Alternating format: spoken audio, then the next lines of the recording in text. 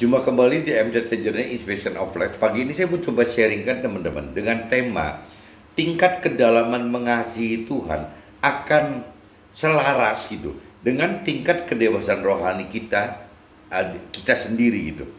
Ini dari kitab Mazmur teman-teman, kitab Mazmur pasal 73 ayat 1 sampai 28 dan kitab Roma pasal 8 18 sampai 30. Nah, ini yang teman-teman harus tahu bahwa tingkat kedalaman mengasihi Tuhan itu sangat beragam macamnya teman-teman, tergantung daripada kita. Jadi sama aja mungkin kalau kita bayangkan gitu, bandingkan waktu secara kedewasaan rohani, saya umpamakan menjadi kedewasaan secara usia, secara fisik gitu. Jadi waktu kita mengasihi, anggaplah orang tua kita teman, orang tua kita, ayah ibu kita, waktu kita misalnya balita, kita berbeda dengan waktu kita remaja gitu, dan akan berbeda lagi waktu kita menjadi dewasa gitu. Jadi tingkatnya itu ada bermacam-macam tingkatan teman. Begitupun juga dalam hal mengasihi Tuhan juga secara rohani bisa seperti itu teman. Target kita kan istilahnya dewasa rohani gitu. Tapi kalau kita bicara dari sisi duniawi, dari sisi kita terhadap orang tua kita di dunia ini, ya kembali lagi dasarnya dari umur berapa gitu ya. Kita mengasihi orang tua kita akan berbeda kalau kita bandingkan waktu kita bayi dibanding kita balita, waktu kita kanak-kanak, waktu kita remaja, waktu kita dewasa, itu beda semua teman-teman. Tingkatannya itu beda semua gitu. Nah, ini saya coba bacakan dulu teman-teman di kitab Mazmur pasal 73 ayat 1 sampai 8, dan nanti saya langsung lanjut aja teman-teman ke kitab Roma pasal 8 ayat 18-30. Nah, baru masuk ke draftnya saya teman-teman. Ini kalau saya baca di kitab Mazmur pasal 1 sampai 28 teman-teman. Judul perikopnya itu pergumulan dan pengharapan. Judulnya itu teman-teman, pergumulan dan pengharapan. Sesungguhnya Allah itu baik bagi mereka yang tulus hatinya, bagi mereka yang bersih hatinya. Tetapi aku sedikit lagi maka kakiku terpleset gitu. Jadi firman katakan begitu. Tetapi aku sedikit lagi maka kakiku terpleset, nyaris aku tergelincir. Sebab aku cemburu kepada pembual-pembual, kalau aku melihat kemujuran orang-orang fasik. Nah, ini di ayat 3 teman-teman. Kadang-kadang apa ya, kalau kita sudah lebih dalam mengerti akan firman Tuhan teman, kadang-kadang timbul rasa kesel gitu, rasa cemburu. Kok kita yang sudah belajar untuk lebih mengenal Tuhan, lebih mengerti, merenungi, mempelajari, mengerti firman Tuhan, kita sudah lebih berani melakukan firman Tuhan, tapi kok kesannya tidak ada apa-apa gitu. Jadi kalau kita bandingkan dengan orang-orang dunia, yaitu sebab aku cemburu kepada pembual-pembual kalau aku melihat kemujuran orang-orang fasik. Orang fasik adalah orang yang tidak melakukan firman Tuhan teman-teman, karena tidak mengenal, tidak mengerti akan firman Tuhan gitu. Sebab kesakitan tidak ada pada mereka, sehat dan gemuk tubuh mereka. Mereka tidak mengalami kesusahan manusia, dan mereka tidak kena tulah seperti orang lain. Sebab itu mereka berkalungkan kecongkakan dan berpakaian kekerasan. Karena kegemukan kesalahan mereka mencolok, hati mereka meluap-luap dengan sangkaan. Mereka menyindir dan mengata-ngatai dengan jahatnya. Hal pemerasan dibicarakan mereka dengan tinggi hati. Mereka membuka mulut melawan langit, dan lidah mereka membual di bumi. Sebab itu orang-orang berbalik kepada mereka, mendapatkan mereka seperti air yang berlimpah-limpah. Dan mereka berkata, bagaimana Allah tahu hal itu? Adakah pengetahuan pada yang maha tinggi? Sesungguhnya itulah orang-orang fasik. Mereka menambah harta benda dan senang selamanya. Sia-sia sama sekali aku mempertahankan hati yang bersih dan membasuh tanganku tanda tak bersalah. Namun sepanjang hari aku kena tulah dan kena hukum setiap pagi. Seandainya aku mau berkata seperti itu, maka sesungguhnya aku telah berkhianat kepada angkatan anak-anakmu. Tetapi ketika aku bermaksud untuk mengetahuinya, hal itu menjadi kesulitan di mataku, sampai aku masuk dalam tempat kudus Allah dan memperhatikan kesudahan mereka. Sesungguhnya di tempat-tempat licin kau taruh mereka, kau jatuhkan mereka sehingga hancur. Betapa binasa mereka dalam sekejap mata, lenyap habis oleh karena kedahsyatan. Seperti mimpi pada waktu terbangun ya Tuhan, pada waktu terjaga, rupa mereka kau pandang hina. Nah, kalau kita simak teman-teman ayat 25 gitu, apa ayat 16 teman-teman.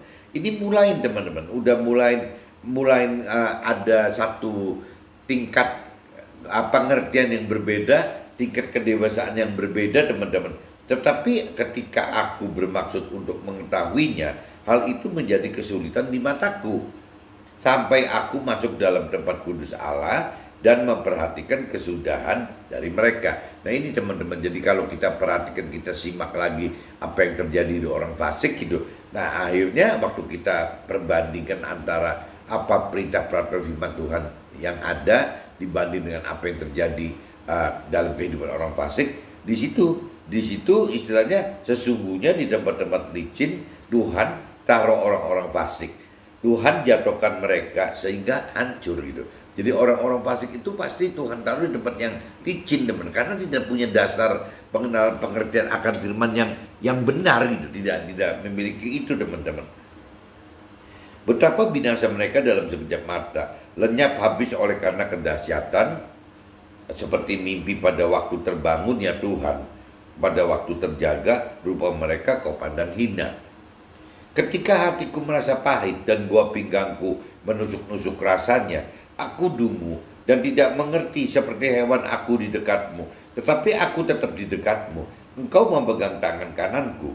Dengan nasihat Tuhan, Tuhan menuntun aku. Dan kemuliaan Tuhan mengangkat aku ke dalam kemuliaan. Siapa gerangan ada padaku di sorga selain Tuhan? Selain Tuhan tidak ada yang kuingini di bumi ini. Sekalipun dagingku dan hatiku habis lenyap, gunung batuku dan bagianku tetaplah Allah selama-lamanya.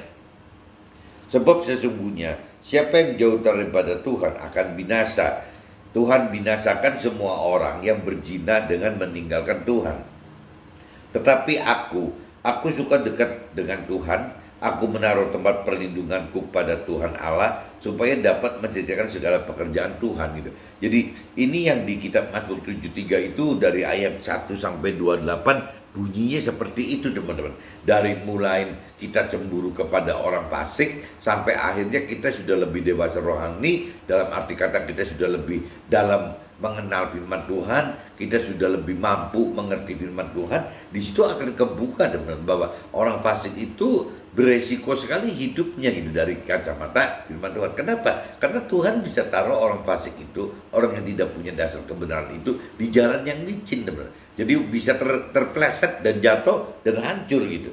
Nah ini yang perlu kedewasaan rohani itu teman. Nah setelah kita dewasa rohani, ya balik lagi kita tidak mau sama sekali meninggalkan Tuhan gitu. Walaupun untuk berbuat kebenaran itu ya adalah satu hal yang dianggap tidak wajar gitu oleh orang-orang dunia tadi teman-teman.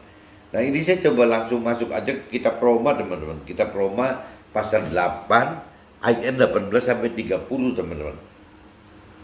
Perikopnya judulnya hidup oleh roh. Perikopnya itu teman-teman. Tapi saya langsung baca dari ayat 18 aja teman-teman. Ayat 18. Nah ini judulnya pengharapan ya anak-anak Allah, pengharapan ya apa, jadi orang yang percaya Tuhan Allah, yang melakukan firman Tuhan Allah gitu.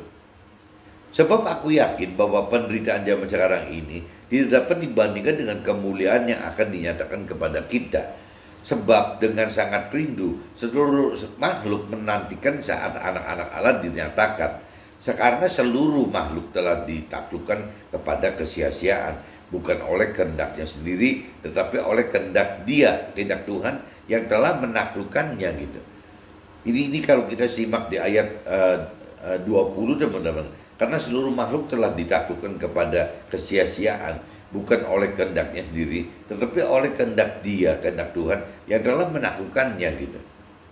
Tetapi dalam pengharapan, karena makhluk itu sendiri juga akan diberdekakan dari perbudakan kebinasaan dan masuk ke dalam kemerdekaan kemuliaan anak-anak Allah. Sebab kita tahu bahwa sampai sekarang segala makhluk sama-sama mengeluh dan sama-sama merasa sakit bersalin. Dan bukan hanya mereka saja, tetapi kita yang telah menerima karunia sulung roh, kita juga mengeluh dalam hati kita sambil menantikan pengangkatan sebagai anak, yaitu pembebasan tubuh kita. Sebab kita diselamatkan dalam pengharapan, tetapi pengharapan yang dilihat bukan pengharapan lagi. Sebab bagaimana orang masih mengharapkan apa yang dilihatnya. Tetapi jika kita mengharapkan apa yang kita lihat, apa yang tidak kita lihat, kita menantikannya dengan tekun gitu. Demikian juga roh membantu kita dalam kelemahan kita, sebab kita tidak tahu bagaimana sebenarnya harus berdoa, tetapi roh sendiri berdoa untuk kita kepada Allah dengan keluhan yang tidak terucapkan. Dan Allah yang menyelidiki hati nurani mengetahui maksud roh itu, yaitu bahwa ia sesuai dengan kehendak Allah berdoa untuk orang-orang kudus. Kita tahu sekarang bahwa Allah turut bekerja dalam segala sesuatu untuk mendatangkan kebaikan bagi mereka yang mengasihi Dia, yaitu bagi mereka yang terpanggil sesuai dengan rencana Allah. Nah teman-teman, kalau simak di ayat 28 teman-teman, ya ini dinyatakan jelas-jelas bahwa kita tahu sekarang bahwa Allah turut bekerja dalam segala sesuatu untuk mendatangkan kebaikan bagi mereka yang mengasihi Dia. Mereka yang mengasihi Dia, teman-teman. Berarti kalau tidak mengasihi Dia, ya susah, teman-teman. Ini kuncinya harus mengasihi Dia gitu, mengasihi Tuhan gitu. Nah ini nanti kalau bagi yang mengasihi Dia, mengasihi Tuhan, yaitu bagi mereka yang terpanggil sesuai dengan rencana Tuhan gitu. Sebab semua orang yang dipilihnya dari semula, mereka juga ditentukannya dari semula untuk menjadi serupa dengan gambaran anaknya, supaya ia, anaknya itu menjadi yang sulung di antara banyak saudara. Nah ini bicara mengumpamakan anaknya itu ya Nabi Isa, teman. Bagaimana kita bisa menjadi seperti Nabi Isa, sehingga Nabi Isa itu adalah sulungnya kita gitu. Dan mereka yang ditentukannya dari semula, mereka itu juga dipanggilnya. Dan mereka yang dipanggilnya, mereka itu juga dibenarkannya. Dan mereka yang dibenarkannya, mereka juga dimuliakannya. Jadi kunci akhirnya itu, teman. Bagaimana seolah kita istilah dipanggil, ya dibenarkan dan dimuliakan gitu. Dipanggil, dibenarkan dan dimuliakan. Ini di kitab Roma pasal 8 ayat 18 sampai 30 sudah saya bacakan, teman-teman. Apa langsung saya masuk ke draft aja? Jadi nanti kita kupas lebih detail apa yang terjadi dalam hidup saya gitu. Kitab Mazmur pasal 73 ayat 3. Sebab aku cemburu kepada pembual-pembual. Kalau aku melihat kemujuran orang-orang fasik, adalah hal wajar jika kita cemburu kepada yang terjadi pada kehidupan orang-orang dunia atau orang-orang yang berkeyakinan. Ini saya katakan di sini, orang-orang fasik itu ya orang-orang yang tidak mengenal Tuhan secara pribadi, tidak mengenal Tuhan secara firman Tuhan gitu. Itu disebutnya orang fasik, teman. Orang fasik itu ya tidak melakukan firman Tuhan gitu, karena tidak mengenal, tidak mengerti akan firman Tuhan, teman.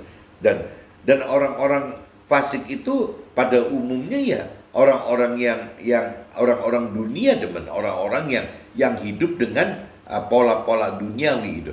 Nah, begitupun dengan orang keyakinan, teman. Orang berkeyakinan itu orang yang beragama gitu, yang sudah secara simbolis atau formalitas menerima Tuhan, menerima firman Tuhan dalam bentuk kitab suci, tapi dalam realitanya sebenarnya tidak mempelajari Tuhan secara pribadi maupun secara firman Tuhan, teman. Jadi akhirnya apa ya? Jadi orang keyakinan itu apa kita berani sebut sebagai orang yang beragama tapi duniawi gitu. Jadi tidak beda dengan orang dunia, teman. Cuman bedanya kalau orang yang orang-orang yang istilahnya orang punya keyakinan itu punya status aja gitu. Status di KTP-nya ya beragama, ya beragama gitu. Soalnya begitu, teman. Tapi dalam prakteknya itu agamanya itu ya cuma sebatas formalitas saja, karena orang tersebut tidak mempelajari lebih dalam akan pribadi Tuhan Allah dan juga mempelajari firman-firmannya gitu. Nah ini bedanya orang-orang fasik dengan orang dunia dengan orang keyakinan ya seperti sama-sama seperti itu gitu, teman. Jadi nah kalau orang-orang yang tidak mengenal, tidak mengerti akan firman Tuhan, yang mereka ngerti berarti kan yang mereka kenal dan ngerti kan apa yang diperintahkan oleh dunia, teman. Maksudnya apa sih kebiasaan duniawi gitu. Nah, kalau sampai kita sudah bicara orang dunia, orang berkeyakinan, pegangannya adalah apa yang diinginkan duniawi gitu. Ya, apa yang diinginkan oleh pikiran, perasaan, dan kehendak manusia sendiri. Ini pasti teman-teman akan berbeda dengan apa yang di apa perintah perintahkan oleh firman Tuhan, apa yang dijanjikan oleh firman Tuhan, dan ya pasti beda semua teman. Nah, bedanya antara perintah peraturan firman Tuhan dengan perintah peraturan dunia gitu atau manusia, ya jelas bertolak belakang teman. Jadi bagi orang dunia, orang berkeyakinan, adalah hal yang tidak wajar apabila kita melakukan hidup dengan sesuai perintah dan peraturan Tuhan, teman. Pasti akan ditolak gitu. Akan beda sekali, teman. Beda sekali antara pola-pola duniawi dengan pola-pola rohani. Itu bedanya bumi dan langit, teman-teman. Karena kewajaran bagi orang yang mengasihi Tuhan dengan berusaha hidup taat melakukan firman Tuhan adalah di luar kewajiban yang dunia dan orang dunia atau orang berkeyakinan lakukan. Firman Tuhan adalah ketidakwajaran bagi dunia. Yaitu teman-teman, jadi kembali lagi, jelas itu bukan kewajaran. Dan bagi kita yang mengasihi Tuhan, ya kita harus melakukan firman Tuhan, teman. Meskipun dianggap itu adalah hal yang dianggap tidak wajar oleh dunia dan rohani. Waktu kita melakukan firman Tuhan, teman, walaupun dianggap tidak wajar, karena perbandingan antara kita yang melakukan firman Tuhan dengan yang tidak melakukan firman Tuhan itu jauh lebih banyak daripada yang tidak melakukan firman Tuhan. Nah, ini ya kembali lagi, kadang-kadang kita jadi mengalami penderitaan, teman-teman. Karena beda sendiri, dianggapnya beda sendiri gitu. Jadi jangankan kita sebagai manusia, teman-teman, ada penyelidikan gitu yang namanya binatang di hutan aja, teman-teman, bukan manusia nih, binatang di hutan aja, apabila warnanya albino gitu, jadi pengen itu singa, pengen apapun juga gitu, itu katanya resiko kematiannya itu lebih besar, teman-teman. Di alam liar itu resiko kematian si albino yang memiliki ketidakwajaran bagi binatang-binatang lainnya yang sejenis gitu, itu dianggapnya aneh, teman. Jangankan harimau albino yang misalnya hidup di kandang di areanya beruang gitu atau di area singa, jangankan seperti itu, harimau albino hidup di dalam kawasan harimau pun bisa diserang, teman. Ya dianggapnya tidak wajar gitu. Ya si albino ini memiliki kelainan sehingga dianggap tidak wajar. Nah, kita juga sama, teman-teman. Waktu kita melakukan firman Tuhan, dianggapnya kita itu beda sendiri, teman-teman. Adalah hal yang tidak wajar apabila kita melakukan firman Tuhan dibanding dengan orang-orang dunia atau orang keyakinan itu. Jadi kita ini apabila melakukan firman itu, ya pasti dianggap nggak wajar dan diolok-olok, difitnah, ditindas gitu. Ya akhirnya ujung-ujungnya menderita, teman. Melakukan firman Tuhan itu menderita gitu. Kitab Mazmur pasal 73 ayat 18. Sesungguhnya di tempat-tempat licin, kau taruh mereka, kau jatuhkan mereka sehingga hancur. Nah, ini kalau cerita kitab Mazmur begitu ya seperti itu, teman. Orang-orang fasik itu ya satu saat akan jatuh, hancur gitu. Karena tidak punya pegangan hidup, teman. Orang fasik itu tidak mempunyai pemegangan hidup. Orang fasik itu hanya punya pikiran, perasaan, kehendaknya sendiri aja gitu. Nah, pikiran, perasaan, kehendak sendiri kalau bicara dari sisi rohani kan terbatas sekali, teman-teman. Ya kita kalau bisa mikir sampai umur 70-80 aja sudah bagus sekali gitu. Jarang orang dunia, orang berkeyakinan itu dengan pola pikir 70-80 tahun gitu.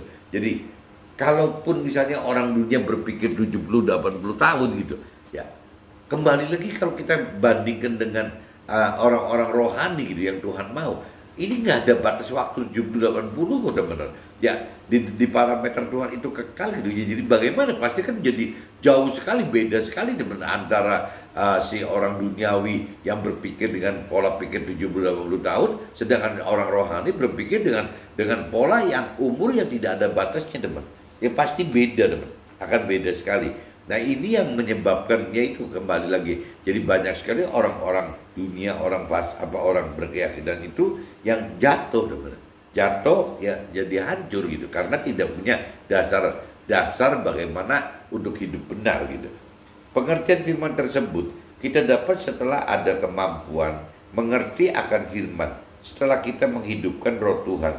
Tanpa roh Tuhan, kita hanya mengenal firman dari jiwa kita saja, dari bentuk teologi atau teori rohani atau logos saja gitu. Bukan dari mengerti firman, dari jiwa, dari pikiran, perasaan, kehendak Tuhan, dan juga dari roh Tuhan. Bukan itu gitu. Nah ini kalau kita bicara, kalau dari roh Tuhan itu ya bukan logos lagi, tapi bentuknya rema. Bagaimana firman itu digerakkan oleh roh Tuhan gitu. Sebutannya rema gitu. Kitab Mazmur pasal 73 ayat 24. Dengan nasihatmu engkau menuntun aku, dan kemudian engkau mengangkat aku dalam kemuliaan. Orang yang mengasihi Tuhan akan terpanggil sesuai dengan rencana Tuhan Allah gitu. Jadi kalau orang mengasihi Tuhan pasti akan terpanggil ya untuk apa? Untuk seperti yang direncanakan Tuhan kepada manusia itu, teman-teman. Kitab Roma pasal 8 ayat 1. Sebab aku yakin bahwa penderitaan zaman sekarang ini tidak dapat dibandingkan dengan kemuliaan yang akan dinyatakan kepada kita kelak gitu. Konsekuensi mengasihi Tuhan dengan apa? Jadi ini dengan tindakan kita melakukan firman adalah ketidakwajaran bagi dunia di mana akan timbulkan resiko penderitaan.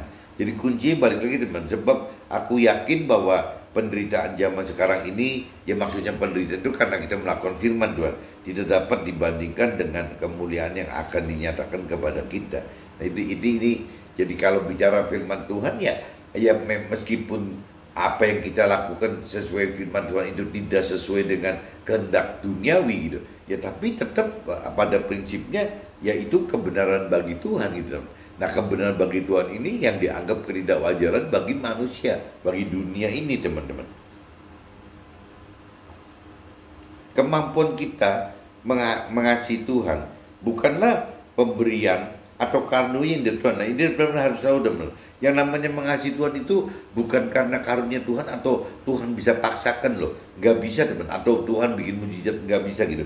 Jadi mengasihi Tuhan itulah hak independen kita, haknya kita gitu, hak bebasnya kita teman-teman. Jadi untuk mengasihi Tuhan atau tidak itu terserah kita. Berapa dalam mengasihi Tuhan pun terserah kita gitu. Jadi kemampuan kita mengasihi Tuhan bukanlah pemberian atau karunia yang dari Tuhan, tetapi dari kemauan dan kehendak bebas dari manusianya sendiri gitu.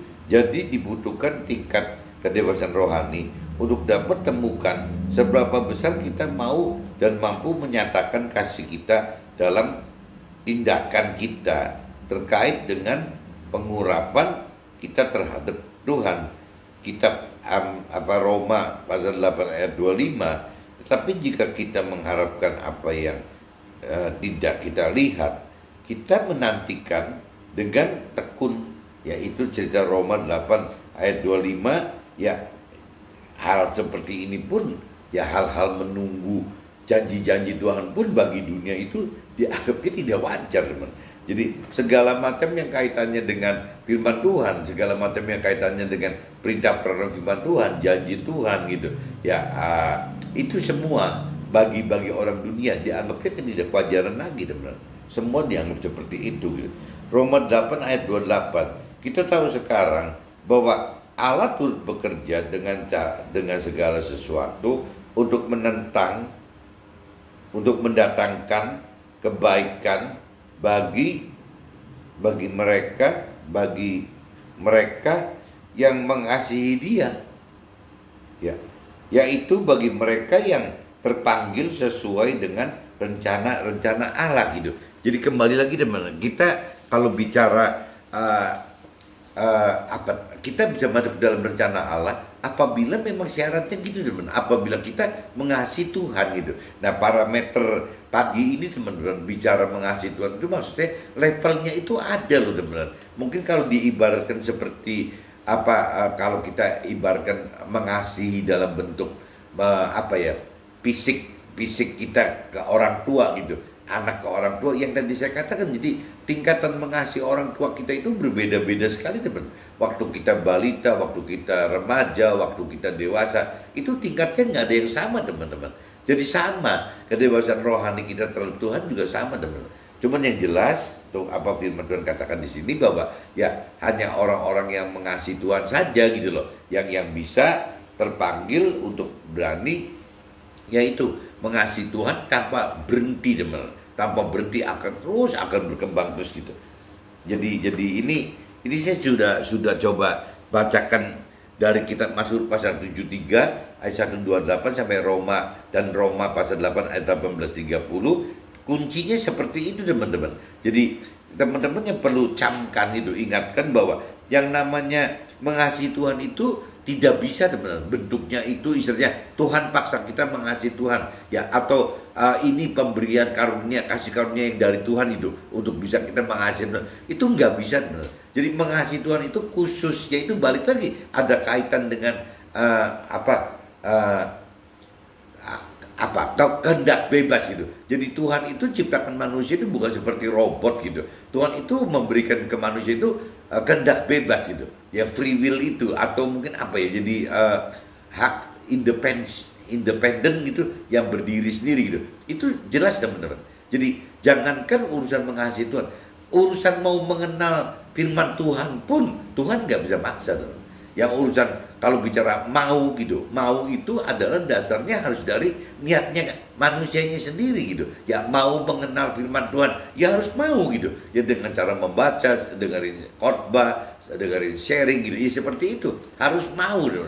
Bukan Tuhan paksakan gitu. Nah begitu pun juga soal mengasihi teman. Dalam firman-firman yang kita baca tadi gitu. Mengasihi itu adalah bentuk yang tidak bisa Tuhan paksa, atau dalam bentuk Tuhan kasih gitu. Dalam bentuk kasih karunia atau karunia itu tidak bisa teman. Kita yang harus berjuang sendiri bagaimana untuk bisa mengasihi Tuhan.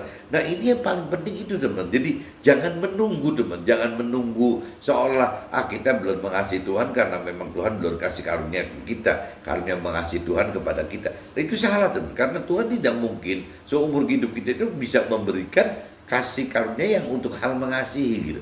Kalau bentuknya bentuk yang di luar mengasihi mungkin masih bisa. Seperti tadi saya katakan, mau mengenal Tuhan pun kalau dalam bentuk-bentuknya bukan cuma cerita mau mengenal Tuhan dan firman Tuhan, itu ya beda teman. Kalau misalnya hanya mau mengenal firman Tuhan, mau mengenal Tuhan nggak bisa paksa gitu. Tapi kalau bicara maunya di luar itu, ya Tuhan masih bisa dispensasi lah, lepasin untuk bisa didorong kitanya gitu. Tapi kalau udah bicara kemauan mengasihi pun sudah tidak ada teman. Jadi tidak ada dorongan sama sekali dari Tuhan. Itu semua dibalikin ke kemauan kita sendiri teman. Setelah kita mau, dan kita tinggal problemnya mampu nggak gitu untuk mengasihi Tuhan. Mengasihi Tuhan untuk mampu itu kan berarti kita mesti benar-benar taat teman. Nggak bisa separuh-paruh. Kita harus taat untuk berani melakukan firman Tuhan. Itu yang disebut melakukan firman Tuhan seperti itu teman-teman. Nah ini saya udah bacakan ini teman-teman. Jadi tingkat kedalaman mengasihi Tuhan itu ya kita harus yang mau sendiri teman-teman, harus mau. Nah cuman karena balik lagi mengasihi Tuhan itu adalah identik dengan melakukan firman Tuhan, di mana melakukan firman Tuhan itu adalah kita mentaati perintah-perintah Tuhan gitu. Dan yang konyolnya itu yang diperintah perintah Tuhan itu umumnya berbeda gitu, bahkan bertolak belakang, bahkan berseteru dengan apa yang diperintahkan oleh dunia, diperintahkan oleh orang dunia gitu, diperintahkan oleh jiwanya orang dunia, pikiran perintah kehendak dunia gitu. Ya akhirnya kadang-kadang ya kita melakukan firman itu dianggapnya hal-hal yang tidak wajar, sehingga ujung-ujungnya ya kita menderita teman. Kita ujung-ujungnya menderita gitu. Jadi memang tidak mudah teman. Waktu mengasihi Tuhan itu dalam bentuk melakukan firman Tuhan itu tidak mudah gitu. Karena pasti kita mendapat tentangan-tentangan seperti itu teman. Tapi kalau kita menyimak teman-teman, kalau yang saya pernah sharingkan beberapa bulan lalu, sepupu saya yang di Purwokerto gitu, ya si Arianto itu tahu-tahu kena COVID kan gitu. Ya waktu yang saya sharingkan itu kan siang hari teman. Siang hari itu masih bisa ngobrol loh. masih bisa berbincang-bincang bagaimana mengatasi COVID di Purwokerto itu dengan istri saya, karena adik sepupu istri saya kan. Nah, waktu itu siang hari masih bisa sharing-sharing, tahu-tahu malamnya sudah habis teman. Nah, meninggal gitu. Nah, ini kan jadi kalau saya bisa lihat, loh, kok lucu ya? Mesti orang yang baru cuma cerita berapa jam aja kok 6 jam paling gitu. Kok bisa meninggal gitu. Nah, kalau kita udah mengacu ke situ teman-teman, kalau kita compare lagi dengan mengasihi Tuhan, itu harus dari kemauan kita. Nah, kita pengen mulai mau mengasihi Tuhannya kapan teman-teman? Kalau cerita bentuk nyata mengasihi Tuhan itu kan bukan cuma dari pikiran, perasaan, kehendak kita aja, bukan dari jiwa kita teman. Tapi bentuk mengasihi Tuhan yang secara nyata itu adalah taat melakukan firman Tuhan teman. Bagaimana kita harus taat melakukan firman Tuhan gitu. Nah, kalau kita kaitkan dengan kejadian yang terjadi di Arianto itu gitu, ya begitu teman-teman. Kalau kita tidak mau buru-buru dari sekarang memiliki kemauan untuk benar-benar mau mengasihi Tuhan dengan melakukan firman Tuhan, ya mau kapan lagi teman-teman? Toh meninggalnya benar-benar firman Tuhan pernah katakan, ada yang katakan bahwa kematian itu datang seperti pencuri gitu. Jadi tahu-tahu nggak ada aja gitu. Itu baru cerita Arianto, saya pikir iya ya, orang hidup kok bisa seperti itu gitu. Nah, kemarin lebih lucu lagi teman. Kemarin saya waktu latihan fitness gitu di rumah, saya ada PT, ada personal trainer gitu. Nah, waktu saya latihan gitu, ada televisi ya beritakan Vanessa Angel ya. Vanessa Angel dan suaminya itu meninggal teman. Naik mobil dari Jakarta ke Jawa Timur gitu, mungkin ke Surabaya. Nah, di daerah sudah deket-deket Jawa Timur, ya akhirnya supirnya katanya mengantuk, akhirnya lari dalam kondisi 100 km lebih per jamnya, akhirnya nabrak dinding kiri, pembatas tol kiri, berbalik terpelanting gitu. Akhirnya sampai mobilnya menghadap ke arah Jawa Barat lagi teman. Jadi tadinya mau ke Jawa Timur, sekarang balik lagi ke Jawa Barat gitu karena terpelanting gitu. Nah, kalau lihat waktu berita itu saya sedang latihan, langsung PT saya katakan bahwa PT saya namanya Kabo gitu. Kabo ini katakan, "Duh Pak, itu orang apa ya? Vanessa Angel sepopuler itu, secantik itu, yang namanya suaminya juga seganteng itu gitu. Ya begitu sudah meninggal sih, cuman masuk ke karung orangnya aja Pak, ke plastik bag yang orange aja gitu. Orang hidup kayak begitu ya Pak ya. Ya saya pikir iya juga ya, orang hidup itu sepintas banget. Padahal waktu di acara televisi tersebut itu mungkin dari HP-nya ya, polisi ngelihat HP-nya, dibuka HP-nya ada cerita suaminya selfie gitu, video selfie, liatin mukanya suaminya, liatin mukanya Vanessa Angel, liatin mukanya anaknya yang baru umur setahun gitu, ada mbaknya yang jaganya gitu, itu dilihatin. Itu kalau saya duga teman, kalau perjalanan dari Jakarta menuju Jawa Timur itu kan makan waktu kurang lebih mungkin 6-8 jam kali nyampe ke Surabaya gitu. Nah ini kan belum nyampe Surabaya, berarti 6 jam. Kalau saya ngelihat dari HP yang di selfie tadi teman-teman, jangan-jangan itu sudah, waktu selfie itu sudah masuk ke area Jawa Timur gitu. Berarti kira-kira 2-3 jam sebelum terjadi kecelakaan teman. Selfie itu dari 238 2-3. Dan waktu saya lihat tampangnya gitu, tampangnya suaminya, tampangnya Vanessa, itu benar-benar tidak seperti orang yang ada tanda-tanda mau tabrakan dan meninggal loh teman-teman. Ya masih ceria gitu, masih senyum-senyum gitu. Baik suami pun Vanessa Angel masih tidak merasa apa-apa teman. Nah ini jadi saya ingat lagi, iya ya, orang mau meninggal sepupu saya seperti itu gitu. Sama sekali waktu itu sempat bicara itu 3-6 jam sebelum meninggal itu masih normal sekali teman-teman. Nah sebaliknya kalau kemarin saya lihat dari dari acara TV gitu ya, suaminya Vanessa Angel sama sekali tidak menampakkan kelihatan orang yang mau meninggal teman-teman gitu. Ya masih cantik ya, masih ganteng gitu ya, masih normal, nggak ada gejala-gejala kayak takut apa, nggak ada gitu, masih senyum-senyum gitu. Tahu-tahu 3 jam berikutnya meninggal juga teman-teman.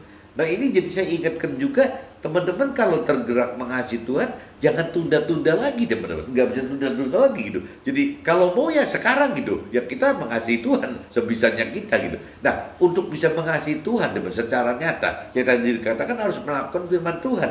Nah untuk melakukan firman Tuhan teman harus mengenal firman Tuhan. Nah untuk mau mengenal firman Tuhan butuh kemauan lagi teman. Mengasihi butuh apa ya, kemauan dari diri kita yang tidak bisa dipaksakan dan tidak bisa Tuhan beri sebagai kasih karunia gitu. Kalau urusannya mau begitu, mau mengasihi Tuhan seperti itu. Tapi mau mengenal Tuhan pun sama teman. Yang tidak bisa dipaksakan oleh Tuhan, tidak bisa bentuknya kasih karunia Tuhan sehingga kita ujuk-ujuk mau gitu, mau mengenal firman, nggak bisa teman. Itu balik lagi Tuhan sudah ada komitmen dengan mungkin dengan iblis atau dengan yang lain-lain, dengan semua gitu, bahwa yang namanya kemauan untuk mengenal firman Tuhan, kemauan untuk melakukan firman itu untuk mengenal firman Tuhan, mengasihi Tuhan itu tidak bisa dalam bentuknya dipaksa oleh Tuhan gitu. Jadi itu kembali lagi ya adanya di hak independen kita, adanya di kemauan kita sendiri teman-teman gitu. Ya bagaimana kita mau mengenal firman Tuhan dan mau mengasihi firman Tuhan itu ya adanya di kemauan kita. Tapi kalau yang saya tahu teman-teman, kalau kita sudah lebih mempelajari lebih dalam pengenalan firman Tuhan, yang bicara mampu mengerti firman Tuhan teman, itu sih rasanya roh Tuhan bisa bantu kita gitu. Untuk bisa mampu melakukan firman Tuhan pun roh Tuhan, kuasa Tuhan yang dari Tuhan masih bisa bantu kita. Tapi kalau bicara mau mengenal firman Tuhan, mau mengasihi pribadi Tuhan, itu nggak bisa. Harus dari kemauan kita sendiri gitu. Mau nggak mau harus seperti itu. Jadi saya kembalikan lagi sebelum kita mengalami seperti apa yang dialami si Arianto atau apa yang dialami oleh Vanessa Angel dan suaminya itu ya apa nggak lebih menggugah kita untuk cepat-cepat seperti itu teman. Karena semua apa yang terjadi, apalagi tadi firman katakan kalau kita tidak mengerti akan firman Tuhan, kita tidak melakukan firman Tuhan, kalau kita masuk dalam kategori orang fasik itu terlalu beresiko untuk bisa tergelincir, jatuh dan hancur gitu. Nah ini yang takut seperti itu teman-teman. Dan juga saya kadang-kadang mikir juga teman-teman, kalau mungkin sepupu saya namanya Arianto, ya se-Indonesia mungkin jarang ya ada yang kenal teman-teman. Tapi kalau saya compare dengan apa yang terjadi dengan suami dan si Vanessa Angel, kayaknya se-Indonesia juga tahu loh teman. Bahkan saya kadang-kadang mikir, saya pengusaha gitu ya, ada orang-orang karir gitu. Apakah kalau cerita ada penilaian dari Forbes gitu, majalah Forbes itu misalnya dikemonitor bahwa anggaplah ada 50 orang terkaya di Indonesia atau 100 orang kaya di Indonesia. Saya punya teman, adiknya itu mungkin katanya sih masuk ke dalam 50 kategori orang kaya di Indonesia teman. Kalau nggak salah asetnya itu, omsetnya itu ada 14 triliun atau berapa. Tapi nama adiknya teman saya itu saya sendiri juga tidak kenal teman-teman. Ya apalagi orang-orang lain gitu. Jadi saya pikir orang yang sedikenal Vanessa Angel gitu dengan si konglomerat kali ya, atau orang kaya yang 50 besar ini, orang pengusaha yang 50 besar ini namanya tidak bisa sedikenal Vanessa Angel teman-teman.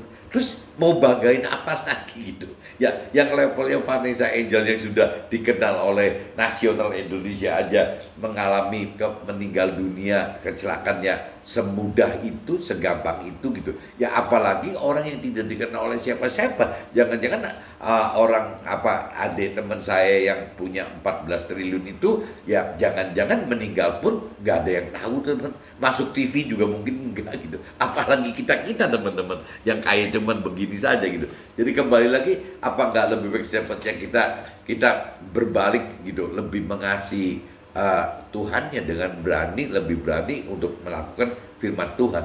Dengan otomatis kita harus mau mengenal firman Tuhan dan kita minta Tuhan agar Tuhan bisa memberikan kemampuan untuk kita lebih mengerti firman Tuhan dan lebih mampu melakukan firman Tuhan. Nah, cuman kalau ada beberapa mentor rohani katakan teman-teman, untuk bisa mengasihi Tuhan itu, untuk bisa melakukan firman Tuhan itu nggak bisa serentak langsung bisa teman. Jadi harus ada apa ya, kalau dibayangin itu harus ada masa perjuangannya, bagaimana kita dalam dalam hidup kita itu dibongkar gitu. Pola-pola dunia itu harus dibuangin satu persatu, butuh proses sekian lama, sekian tahun, sekian belas tahun, sekian puluh tahun untuk sampai ketemu dengan apa yang firman Tuhan rancang kendaki gitu. Dengan yang firman Tuhan perintah dan peraturan itu butuh waktu, teman. Butuh waktu adaptasi untuk nyampe ke titik itu gitu. Bagaimana kita menguras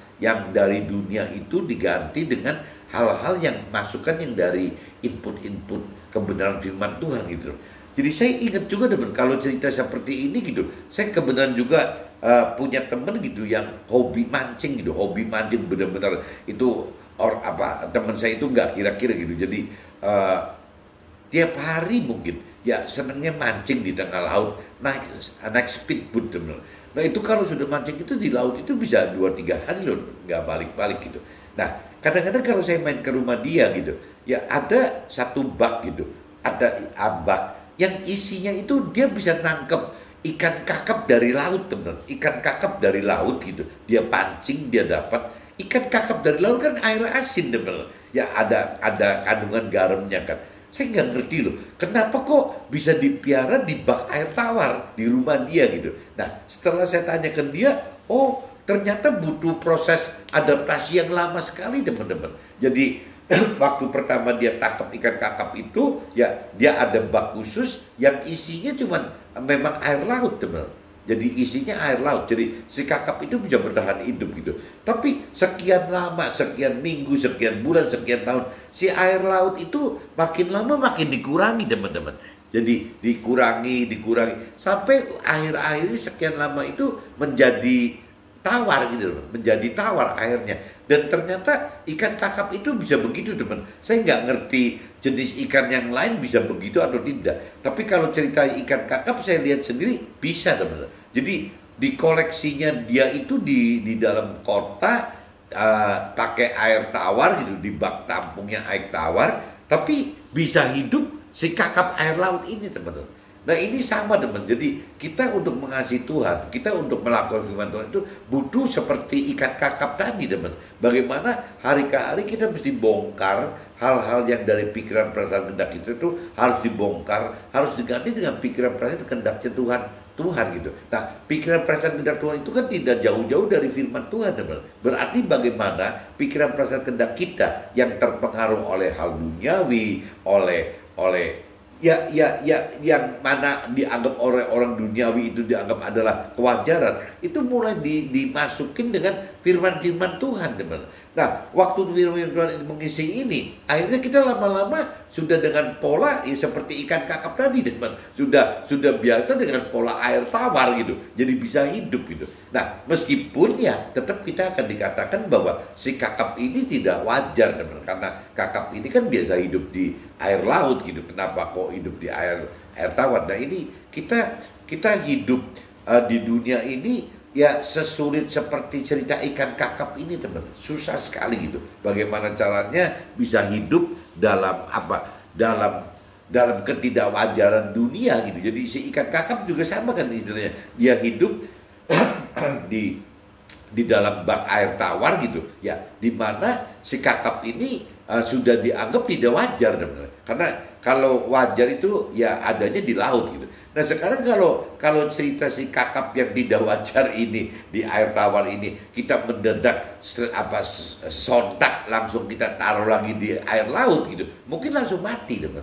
Nah kita juga sama, teman. Jadi kita sekarang kalau tidak dibimbing oleh firman Tuhan, kita itu ibarat ya kita hidup itu di air laut gitu, bukan di air tawar. Tapi nabat laut setelah kita mulai adaptasi dengan firman-firman Tuhan gitu, ya kita ini jadi akhirnya hidup dengan pola air tawar gitu loh, gitu. Dimana waktu kita hidup sebagai air tawar ini, di dalam air tawar ini dianggap ketidakwajaran oleh si kakap-kakap lain yang hidup di laut itu, teman-teman. Tapi sebaliknya, kalau waktu itu si kitanya yang udah berubah menjadi air tawar ini, menjadi hidup dengan pikiran perasaan kehendak Tuhan sesuai dengan firman Tuhan, kita ditaruh lagi di laut, teman, di air dunia lagi, rasanya kita udah nggak bisa hidup, teman. kita tidak akan bisa hidup gitu, akan beda gitu. Jadi memang apa ya, orang dunia anggap apa yang Tuhan perintah peraturkan, apa yang Tuhan rancang kehendaki itu dianggap oleh orang dunia atau orang punya keyakinan itu adalah hal yang tidak wajar. Tapi sebaliknya teman-teman, apabila kita sudah ada di dalam pola pikir, perasaan dan kehendak Tuhan, sudah kehidupan kita ada di dalam perintah peraturan firman Tuhan itu, sama aja teman. Kita melihat di sana pun ya, dunia itu dianggap tidak wajar untuk kita gitu.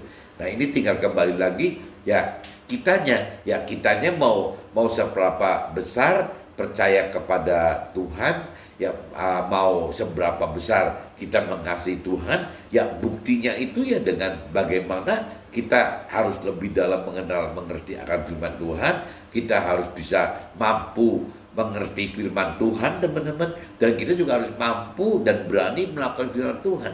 Nah yang tadi saya katakan, kalau bicara kemauan mengenal firman Tuhan, kemauan untuk mengasihi firman Tuhan, itu tidak ada kategori Tuhan bisa paksa teman-teman. Tidak bisa Tuhan kasih karunia untuk kita mampu mengenal dan mengasihi Tuhan. Itu semua benar-benar adanya di hak independen kita sendiri teman-teman. Bagaimana kita benar-benar mau gitu, mau untuk mengenal, benar-benar mau untuk mengasihi Tuhan. Itu Tuhan nggak bisa campurin teman. Tapi setelah waktu kita mau teman-teman, mau mengenal Tuhan, percaya Tuhan, mau mengasihi Tuhan, itu sebaliknya iblis juga tidak bisa menghalangi teman. Kalau sudah kita bicara mau, Tuhan justru bersenjata kita dengan memberikan roh Tuhan itu, memberikan roh Tuhan yang biasanya orang katakan bisa nyebutnya Roh Kudus juga. Kalau orang Nasrani umumnya nyebutnya Roh Kudus gitu. Roh kebenaran bisa juga disebut begitu gitu. Nah, tapi kalau teman-teman di Muslim katakan waktu saya sharing katanya itu nur katanya gitu. Jadi roh yang dari Tuhan Allah gitu. Jadi sama aja teman. Jadi intinya Tuhan mempersenjatai kita dengan roh Tuhan gitu.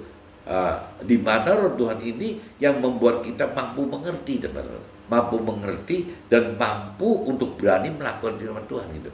Tanpa ada roh Tuhan, rasanya nggak berani teman. Karena waktu kita ingin melakukan firman Tuhan itu balik lagi ya, buat diri kita sendiri selalu akan timbul keraguan karena tidak wajar itu gitu. Karena apa yang diperintah peraturan firman Tuhan itu adalah ketidakwajaran bagi dunia. Jadi kalau kita tidak ada kekuatan dari roh Tuhan, terlalu sulit teman-teman untuk sendirian berani melakukan firman Tuhan gitu. Kenapa? Karena kita lihat kanan kiri kita, atas bawah kita, depan belakang kita, semua tidak melakukan itu kok. Tidak melakukan hal-hal yang diberitakan firman Tuhan gitu. Nah, kita jadi akhirnya sanksi sendiri teman. Waktu kita jalan seperti itu sanksi. Makanya kembali lagi tergantung kedewasaan rohani kita teman. Apabila kita benar-benar bisa dewasa rohani, ya mestinya ya kita makin berani untuk melakukan firman Tuhan. Berarti ya kita makin kalau kita berani melakukan firman Tuhan, ya berarti identik kita dengan makin mengasihi Tuhan, makin percaya akan Tuhan gitu teman. Nah ini butuh proses sekali lagi teman. Jadi ingat cerita ikan kakap tuh teman-teman, ikan kakapnya teman saya gitu. Ya saya tidak ngerti ikan jenis lain apa bisa hidup atau tidak. Tapi kalau ikan kakap saya lihat sendiri memang hidup teman, hidup dah. Ini jadi teman-teman kalau waktu ingin berubah bagaimana yang tadinya ikan kakap di air laut sekarang bagaimana beradaptasi ikan kakap di air tawar, ya kita akan lakukan seperti ikan kakap ini ya dengan susah payah, bukan tidak susah payah gitu. Dan ya kembali lagi ya akan dinilai oleh si kakap-kakap ini bahwa kakap air tawar ini dianggap hal yang tidak wajar gitu. Tapi sebaliknya kalau kita sudah bisa berhasil hidup di air tawar, waktu kita kembali ke air laut pun ya kita nggak bisa hidup teman. Karena dianggap tidak wajar juga oleh si kakap yang sudah berubah ini. Mudah-mudahan teman-teman bisa tangkap cerita ini teman-teman, dan bisa dijalankan bagaimana meningkatkan mengasihi Tuhan lebih dan lebih lagi. Oke teman-teman, see you, bye-bye.